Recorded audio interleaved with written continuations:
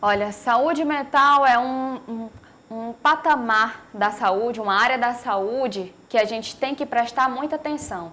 Isso porque pesquisas da Universidade Estadual do Rio de Janeiro já atestaram que o nível de ansiedade das pessoas do Brasil, não só do Rio de Janeiro, mas geral, mais que dobraram. E as pessoas que usam remédios de depressão também aumentou, cerca de 90%. E sobre saúde mental, depressão e ansiedade, a gente vai conversar agora com a psicóloga Renata Bandeira. Boa tarde, é um prazer te receber aqui, Renata. Boa tarde, Valesca.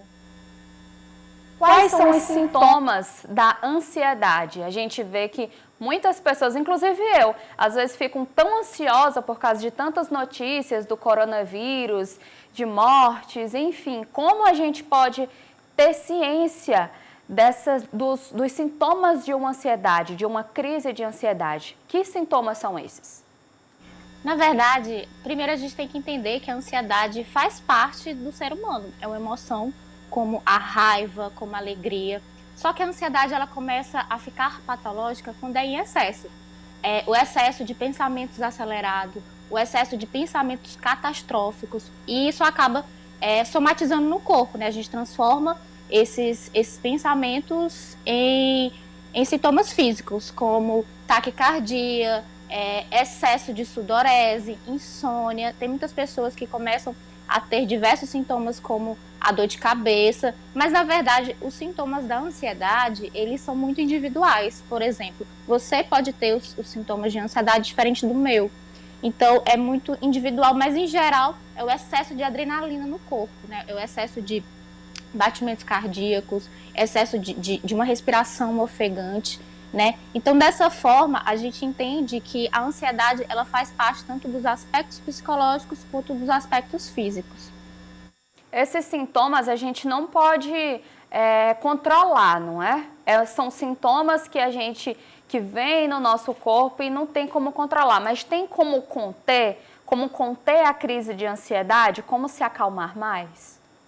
Na verdade, tem sim como controlar, né? Mas isso é um processo que cada indivíduo tem que buscar dentro do seu contexto. Por exemplo, Valesca, eu, Renata Bandeira, eu costumo tentar controlar minha ansiedade através da respiração. Eu gosto de desviar o meu pensamento para outras coisas. Tem pessoas que não funcionam dessa forma, mas existe sim formas de controlar a ansiedade. Formas básicas mesmo que nós psicólogos costumamos falar é do pensamento, porque na verdade toda emoção e todo comportamento, eles vêm depois do pensamento. Então, na verdade, eu preciso pensar primeiro, qual o pensamento que está gerando essa ansiedade? Será que eu posso corrigir? Será que esse pensamento tem fundamento? Porque, geralmente, os pensamentos de ansiedade, eles não têm fundamento.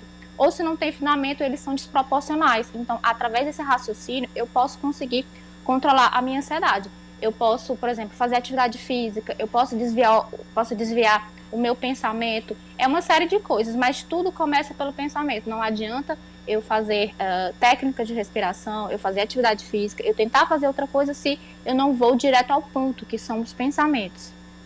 Renata, eu divulguei aqui no começo, antes de te chamar, uma pesquisa da Universidade Estadual do Rio de Janeiro, que fala um aumento dos remédios, do uso dos remédios para depressão e ansiedade, um aumento de 90%. E também eu já vi várias notícias na internet, também a OMS já falou que logo após essa pandemia pode haver um aumento da procura para esses atendimentos, tanto psiquiátricos como também da terapia. Como é que você vê esse aumento? Porque a gente lida com um cenário bastante de incerteza. Então, a incerteza do futuro, a incerteza de ter um emprego ou não, a incerteza de novas oportunidades. Como é que a gente pode lidar com todo esse cenário que a gente está vivendo agora? Na verdade, o Brasil já é um país considerado ansioso em relação aos outros países do mundo, né? Eu acho que em 2018, se eu não me engano, fomos considerados o terceiro país do mundo com maiores diagnósticos de ansiedade e depressão. Então, assim, eu como psicóloga, eu já vejo que a demanda aumentou bastante por causa da pandemia. Inclusive, o Conselho Federal de Psicologia liberou para que os psicólogos que não fossem cadastrados na plataforma de EPSI, que é atendimento online, começassem a atender online, porque a demanda realmente aumentou.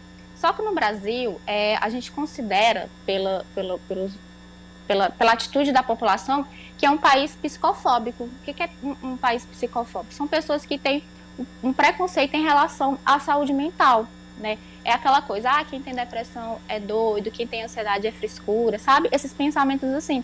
Então a gente começa a ver na nossa realidade que a saúde mental, ela abrange toda a sociedade. Então, de certa forma, pode ter esse aspecto positivo para a sociedade, em reconhecer a validade da saúde mental, enxergar que, por exemplo, não é frescura, precisa de ajuda, precisa de um psicólogo, precisa procurar um psiquiatra, porque também é muito importante validar o trabalho do psiquiatra. E dessa forma, a gente consegue combater com mais ênfase. Mas é claro que a sociedade em si precisa se conscientizar e precisa buscar ajuda, não ter vergonha de buscar ajuda, né? É verdade. Muito obrigada, Renata, pela sua entrevista. Espero que você volte mais vezes para a gente tratar sobre esse e outros assuntos. Boa tarde. Boa tarde. Obrigada pela oportunidade.